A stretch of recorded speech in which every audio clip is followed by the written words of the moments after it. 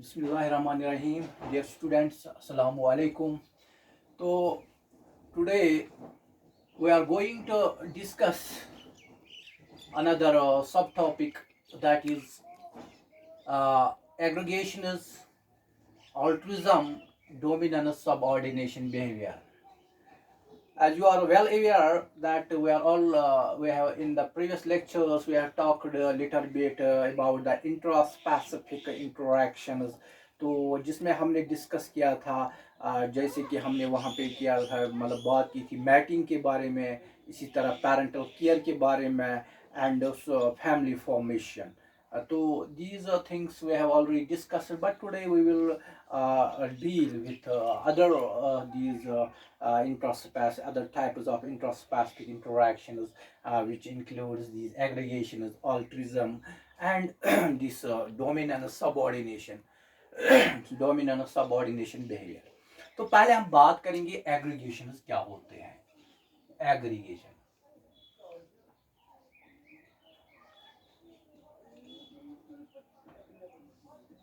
so far as these aggregations are concerned, this is habitual occurrence of individuals of a species in large groups for various purposes. यहाँ पे कि जो एक species के individuals होते हैं वो ग्रुप्स में रहते हैं कुछ खास पर्पसेस के लिए, उनके कुछ खास मकसद होता है, तो उस के लिए, उस पर्पस के, उस मकसद के लिए ये ग्रुप्स में रहते हैं. इसको हम कहते हैं aggregation. But these aggregations they can be temporary as well as permanent. So far as these temporary aggregations are concerned, these remain for shorter durations, for specific purposes. Like अगर हम बात करेंगे टेम्पररी दीज एग्रीगेशन में, अगर हम बात करेंगे frogs के बारे में, frogs basically they come together, or they become gregarious during the breeding season. Before that they are solitary, they live solitary life. तो इसी तरह अगर हम देखेंगे कि जो snakes होते हैं, basically snakes they are solitary, but at the time of hibernation they become gregarious. They come in or they get together and remain in groups for the purpose, for the warmth के लिए, गर्मी के लिए वो फिर वो grouping banana. That is also temporary during a hibernation. तो इस तरह अगर हम बात करेंगे जो बर्ड्स होते हैं, they are solitary, but during the time, during the periods of the migration they become gregarious. तो उस वक्त वो ग्रुपिंग में रहते हैं. इस तरह अगर हम बात करेंगे कि जो ये मॉस्किटोज होते हैं, they swarm, they swarm for the purpose of the breeding. तो ब्रीडिंग के वक्त वो एक झुंड में रहते हैं, एक ग्रुप में रहते हैं, जिसको हम कहते हैं swarming. तो this is regarding temporary aggregation. The other category is the permanent aggregations. Permanent aggregations, these are those aggregations which are forever. In this type of aggregations, the individuals of a species, they remain together for longer durations or forever, we can say. Suppose if we will have certain example like जो अगर हम बात करेंगे जो कि ये होते हैं locusts, they remain they aggregate in the form of, उसको हम swarms कहते हैं, locusts. ये permanent होते हैं यहाँ पे locusts in swarms. इसी तरह जो flying fishes होते हैं, they remain in shoals, shoals, shoals. इसी तरह अगर हम birds की बात करेंगे, like जो parrots होते हैं, geese होते हैं, they remain in birds like parrots. They remain in flocks. हाँ, इसी तरह अगर हम बात करेंगे जो मैमल्स होते हैं, पर्टिकुलरली एंटीलोप्स होते हैं, डियर होते हैं, जेब्रा होते हैं, दे रिमेन इन हर्ड्स. इनकी ग्रुपिंग को हम हर्ड्स कहते हैं. इस तरह अगर हम मंकीज एंड एप्स की बात करेंगे, monkeys and apes. Monkeys or apes, they are remain in the form of troops. They remain in the form of troops. वो चाहे shoals की बात करेंगे, swarms, flocks, herds, these are the aggregations, but these are on the permanent basis. We can say here these individuals of a species, they remain in groups permanently. तो यहाँ पे इसको हम कहेंगे परमानेंट एग्रीगेशन. इसी तरह अगर हम जो अफ्रीकन मतलब एलिफेंट्स होते हैं, उसमें जो फीमेल अफ्रीकन एलिफेंट होते हैं, it remains in aggregation, or it forms here the aggregation is formed by the female these African elephant and its and her these young ones. तो उनकी इनको फिर मतलब ये मतलब ये वहाँ पे हर्ड बनाते हैं. तो इसी तरह जो यहाँ पे अगर कुछ मतलब स्पीशीज ऐसे होते हैं, वहाँ पे मल्टी मेल मतलब मल्टी मेल एग्रीगेशन बोलते हैं या मल्टी मेल हर्ड्स होते हैं. अगर हम बात करेंगे मतलब ये जो होते हैं मतलब गुरेला होता है, बैबून होते हैं, मैकाओ होते हैं, इनके जो मेल्स होते हैं, मेल पार्टनर्स, वो मतलब हर्ड में रहते हैं, एक झुंड सा बनाते हैं, उसको हम कहेंगे मल्टी मेल हर्ड. तो this is regarding the permanent aggregation. Now what are the advantages of these advantages of the aggregations of aggregation. इसके मतलब कुछ एडवांटेजेस हैं मतलब इस एग्रीगेट में रहना, मतलब जो different individuals of a particular, because here we are dealing with the intraspecific interactions. That means here the interactions is existing between the individuals of the same species. So far as the advantages of these aggregations are concerned, the first most and important, the first most significant and important advantage of these aggregations is that protection. तो aggregation में रहने से क्या होता है, these the different individuals of a group of this aggregation they protect they basically they remain protected from their enemies, from the environmental hazards. तो इनसे ये बच जाते हैं. वो इसकी जो एक बड़ा एडवांटेज है इस एग्रीगेशन का, वो है प्रोटेक्शन. दूसरी जो क्या है मतलब जो इसका दूसरा बड़ा एडवांटेज है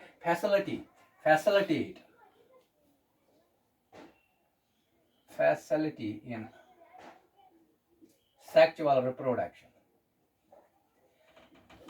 As you know, sexual reproduction में दो पार्टनर्स इन्वॉल्व होते हैं. जब ये मतलब एक झुंड में रहते हैं, एक एग्रीगेशन में रहते हैं, तो एग्रीगेशन में इनकी जो प्रोडक्शन मतलब उस मतलब ग्रुपिंग के दौरान दे स्टिमुलेट द इंडिविजुअल्स या each other for the purpose of breeding. तो इस तरह यहाँ पे रिप्रोडक्शन भी फैसिलिटेट होती है इस एग्रीगेशन में रहने से.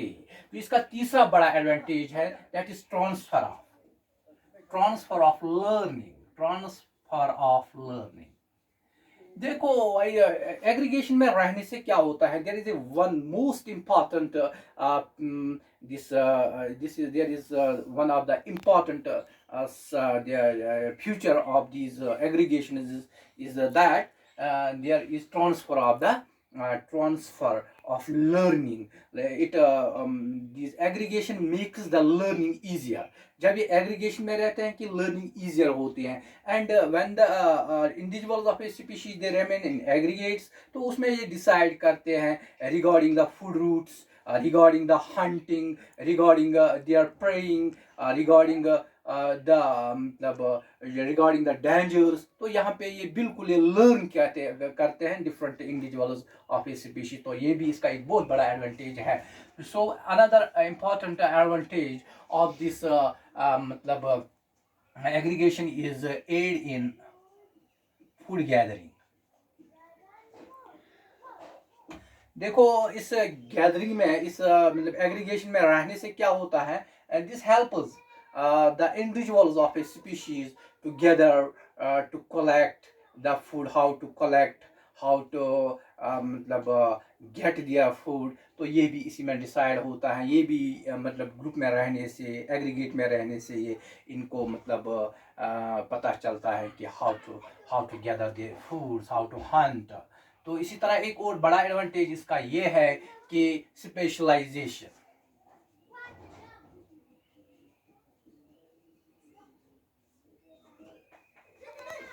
तो यहाँ पे मतलब to remain in the groupings, to remain in the aggregation, this provide the structural as well as the functional functional specialization in the individuals, so that they are able to this cope with the changing environmental conditions, to adjust themselves with the changing environmental conditions. तो इस तरह ये भी इसका एक advantage बनता है. तो this is regarding the aggregation. एक और मतलब इन टाइप की इंट्रास्पेसिफिक इंटरेक्शन होती हैं, मतलब जिसको हम ऑल्ट्रिज्म कहते हैं. देखो altruism, it is a special, it is a very interesting type of intraspecific interaction.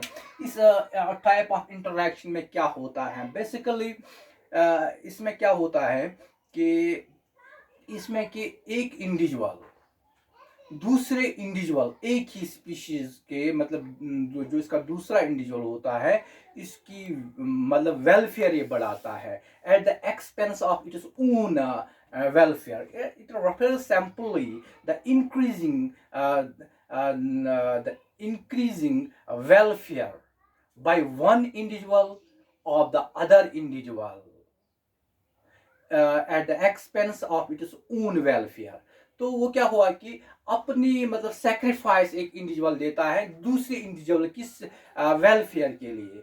तो उस जो ये अपनी सेक्रीफाइस यहाँ देता है कि दूसरे इंडिविजुअल की वेलफेयर को, उसको ऑल्ट्रिस्टिक इंडिविजुअल कहते हैं या ऑल्ट्रिस्ट कहते हैं. जो ये ऑल्ट्रिस्टिक इंडिविजुअल होता है it always suffers and the other individual of the species that is benefited. तो उसको मतलब एडवांटेज वहाँ पे होता है, इसको फेवर होता है वहाँ पे. तो इस तरह ये होता है. जहाँ तक इस अगर हम इसमें ये मतलब जो ये ऑल्ट्रिज्म होता है इसकी एग्जाम्पल्स को हम देखेंगे. मतलब एक होता है उसको कहते हैं स्पॉटेड डियर, जो होती है स्पॉटेड डियर. देखो स्पॉटेड डियर में क्या होता है, this provide a special example of this very altruism.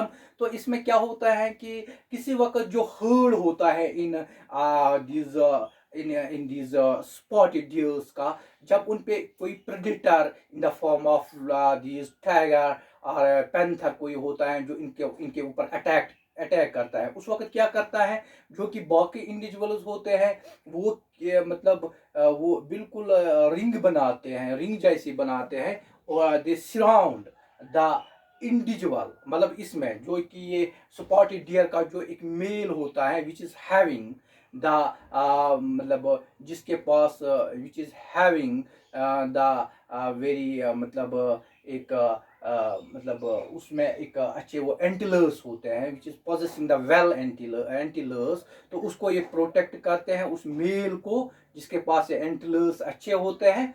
और in the mean time one और to surrounding or these surrounding defenders, they may get killed. So and the life of this very male this stage that is protected, that is saved. क्योंकि उसके antlers की importance को देख के ये अपने आप को सेक्रीफाइस करते हैं, लेकिन उस इम्पॉर्टेंट इंडिविजुअल जो उसमें होता है, ये स्टेज जो उसमें होता है, दैट मीन्स मेल डियर जो होती है जिसके पास अच्छे ये एंटीलर्स होते हैं, तो उसको ये बिल्कुल इसकी लाइफ को ये सेव करते हैं, प्रोटेक्ट करते हैं. दैट मीन्स यहाँ पे ये अपने आप को सेक्रीफाइस करते हैं. यहाँ पे जो मतलब जो अदर्स हैं they can be called as the altruistic individuals and the one which is protected he gets benefited and he is protected. तो इस तरह अगर हम एक और एग्जांपल इसमें कोट करेंगे, that is about the bees, worker बीज. जो वर्कर बीज होते हैं ये क्या करते हैं basically, they protect their hives by stinging मतलब जो स्टिंगिंग जो बाय स्टिकिंग द इंट्रूडर्स. जो इंट्रूडर्स हैं इनको बिल्कुल ये डसते हैं, मतलब इनके मतलब इनको ये बिल्कुल स्टिंग करते हैं. तो इस तरह अपने हाइव को ये बचाते हैं. तो this provides another example of this very intraspecific that is altruism. तो ऑल्ट्रिज्म का एडवांटेज क्या है, इसका एक बहुत बड़ा एडवांटेज ये है कि इसमें जो मतलब इम्पोर्टेंट जो इंडिविजुअल होता है मतलब जो बेस्ट इंडिविजुअल होता है वो प्रोटेक्ट होता है, या जो बेस्ट कॉलोनी होते हैं वो प्रोटेक्ट होते हैं फ्रॉम द डेथ. तो उसको ये बचाते हैं और अपने आप को सेक्रीफाइस करते हैं। बाकी इंडिविजुअल्स अपने आप को सेक्रीफाइस करते हैं उनकी लाइफ को सेव करने के लिए, उनकी लाइफ को बचाने के लिए। तो इस तरह जो यहाँ पे मैं एग्जांपल भूल गया था एग्रीगेशन की एग्जांपल, ये बहुत सारे मतलब बर्ड्स में होते हैं, मतलब ये लिजर्ड्स में होती हैं। तो इस तरह यहाँ पे ये होते हैं। तो इस तरह अगर हम एक और मतलब इंट्रास्पेसिफिक इंटरेक्शन की बात करेंगे तो उसमें आते हैं dominance, dominance, subordination,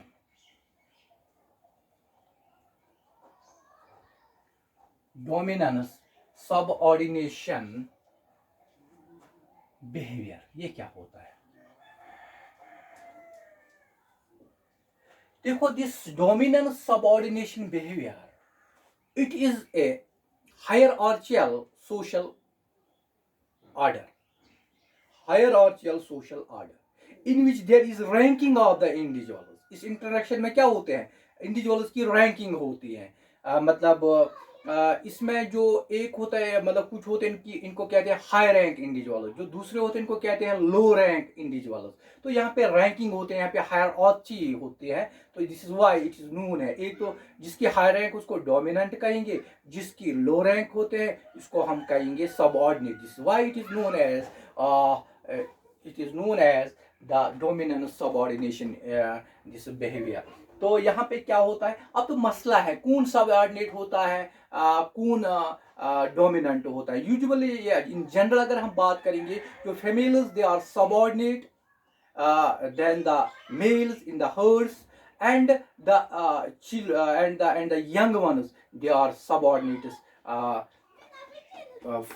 from the adults। तो एडल्ट्स ये सब ऑर्डिनेट्स होते हैं, जो यंग वन, जो छोटे होते हैं। तो अब तो मसला है कि जो मतलब ये डोमिनेंट होते हैं, जो कि हाई रैंक्ड इंडिविजुअल्स होते हैं, these high ranked individuals they can just मतलब they can casually displace the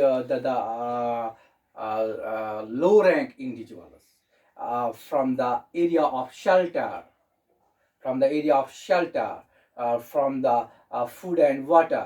किसी वक्त इनको ये बिल्कुल डिस्प्लेस करते हैं कि मतलब सब ऑर्डिनेट्स को, यानी कि लो रैंक इंडिविजुअल्स को मतलब शेल्टर से डिस्प्लेस करते हैं, फूड एंड वाटर से डिस्प्लेस करते हैं। And at that time the low rank individuals withdraws, वो विड्रॉ करता है, और submits at the approach, on the approach of the high rank individuals, या वो सबमिट करता है। तो एक और प्रॉब्लम होते हैं किसी वक्त, हाँ, कि ये डोमिनेंस कैसे ये एस्टैब्लिश करता है, इधर through aggressive postures, aggressive posture से, एग्रेसिवनेस दिखाने से ये हाई इंडिविजुअल अपनी डोमिनेंस को दिखाता है, या किसी वक्त बाय एक्चुअल फाइटिंग, किसी वक्त फाइटिंग के जरिए ये अपनी डोमिनेंस को वहाँ पे अपना मतलब डोमिनेंस को बरकरार रखता है। तो ये किसी वक्त क्या होता है, मतलब ड्यूरिंग द कॉन्फ्लिक्ट्स, जब किसी वक्त कॉन्फ्लिक्ट इराइज होता है, at that order, at that time, जो कि हाई रैंक इंडिविजुअल होते हैं, it orders these formal displaying of the low rank individuals, and at that time at once जो कि low rank individuals होते हैं, they just go for submissive posture or appeasement posture। तो इस वक्त वो ये जाते हैं, and there is and in order to avoid the injuries, वहाँ पे इंजरी नहीं होता है, कि by doing this there is no serious bloodshed, वहाँ पे ज़्यादा ब्लड शेड नहीं होता है। एंड बाय दिस मतलब इससे क्या होते हैं, जो by this the confrontations they are basically averted through this ritual submission. तो यहाँ पे बिल्कुल ये फिर जब वो सबमिट करते हैं, वहाँ पे लड़ाई नहीं होती है, वहाँ पे ब्लड शेड नहीं होता है, वहाँ पे इंजरीज नहीं होता है। इस तरह ये और इसकी एक खास पेक्युलरिटी, एक खास फीचर ये है कि every individual knows its rank in this मतलब in this social order, in this type of social order. हर एक को पता होता है कि इसकी रैंक क्या है, मतलब इस सोशल ग्रुपिंग में। तो इस तरह वो रहते हैं पीसफुली वहाँ पे। लेकिन जो इसमें डोमिनेंट, इसको ऑलवेज अपर हैंड होता है। Upper hand in the sense कि इसकी जो मतलब it always is served first, मतलब if the food is concerned, or if the shelter is concerned, or if the mating is concerned, or resting is concerned, and subordinates or these low rank individuals, they have to wait for their turn. तो जो high rank individual होता है that is served first. तो इसकी मतलब इसकी priority होते हैं, तो वो पहले इसको सर्व किया जाता है। तो इस तरह अगर हम कुछ एग्जाम्पल्स की इसमें बात करेंगे, it is found in the fishes, lizards होते हैं, माइस, रैबिट में ये देखी गई है ये type this dominance subordination behaviour यहाँ पाया जाता है। तो इसका बड़ा एडवांटेज क्या होता है? एडवांटेज इसका मोस्ट इम्पॉर्टेंट एडवांटेज यही है कि इससे क्या होता है, यहाँ पे एक मेंटेन होता है डिसिप्लिन एंड ऑर्डर। यहाँ पे maintain it is important for maintaining the order and discipline, and this is done in order to protect the aggressions from the aggressive individuals, otherwise they may create the disturbance in the groups। उसको avoid करने के लिए यहाँ पे order और discipline maintain रहता है। This is why it is known as the dominant subordination this behaviour. तो ये रही एक और टाइप की इंट्रास्पेसिफिक इंटरैक्शन।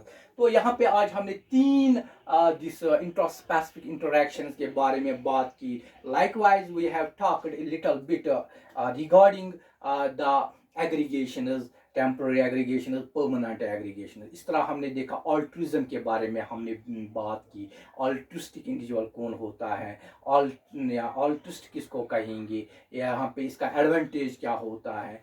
तो इसमें ये एक स्पेशल एग्जांपल जो कि हमने स्पॉटेड डियर की यहाँ पे डिस्कस। तो एक और इसके अलावा हमने यहाँ पे बात की regarding the this that is known as the dominant subordination behaviour. तो इसके बारे में भी हमने बात की। That is all for today. इंशाल्लाह in the coming topic we will met again. Till then खुदा हाफिज, फी अमानिल्लाह।